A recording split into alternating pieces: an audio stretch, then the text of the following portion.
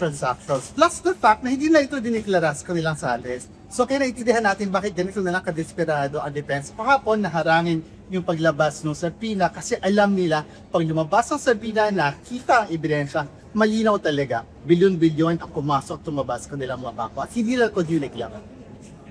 Kung ito po ba ay matibay na ebidensya para makonvict sila? Isa na naman itong matibay na ebidensya kasama ng iba pa nating mga ebidensya. Kaya nga sinasabi ko, kung evidence lang ang magiging basihan ng pagboto ng impeachment court, 100% conviction talaga ito. Thank you very much. Salamat. Thank you.